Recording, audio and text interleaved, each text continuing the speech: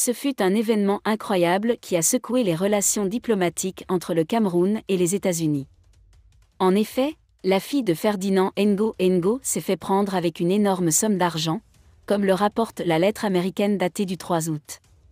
Désolé de vous interrompre, ce rapport peut contenir des commentaires soumis au choix de l'auteur.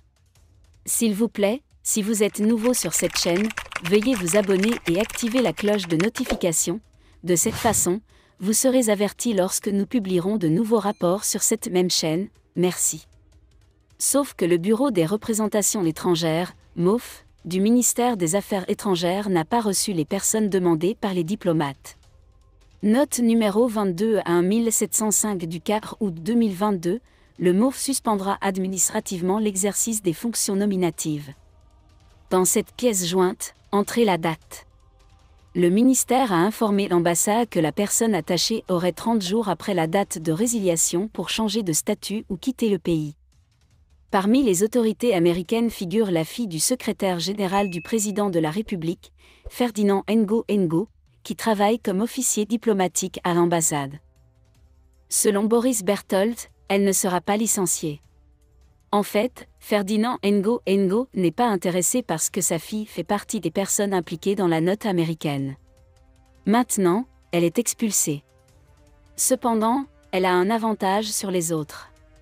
Avec l'argent que son père a détourné au Cameroun, elle a acheté plusieurs résidences à Washington et à New York, plus précisément à New Rochelle, et donc elle possède une propriété aux États-Unis. Au lendemain du retour du président du sommet Russie-Afrique à Saint-Pétersbourg. À Saint-Pétersbourg, l'agence de notation financière américaine Moody's a dégradé le Cameroun, et moins de 10 jours plus tard, l'agence de notation américaine Standard & Poor's a également dégradé le Cameroun. Obtenez nos classements par pays. Suite à la décision de Moody's il y a 10 jours, Jeune Afrique a déclaré que la nouvelle était attendue. Le 8 août, Standard & Poor's, SCP, a abaissé de 6 crans les notes à long terme et à court terme de la monnaie gouvernementale camerounaise, de B, catégorie hautement spéculative, à SD, c'est-à-dire spéculatif. Échec partiel. Ses collègues ont déclassé le risque de 2 niveaux, de B2 et hautement spéculatif, à CAA1 et risque élevé, subissant ainsi la gravité, a analysé Channance Lyon. Moody's Eco, anciennement connue sous le nom de Moody's Eco, est une société qui fournit des solutions de gestion des risques et des analyses financières aux sociétés commerciales ou aux agences gouvernementales. Merci d'être resté avec nous jusqu'à ce point, comme toujours pour promouvoir la liberté d'expression. Laissez vos opinions à ce reportage dans la section commentaires ci-dessous.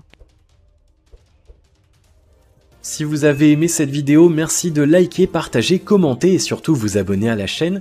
Et on se retrouve très vite pour une prochaine vidéo.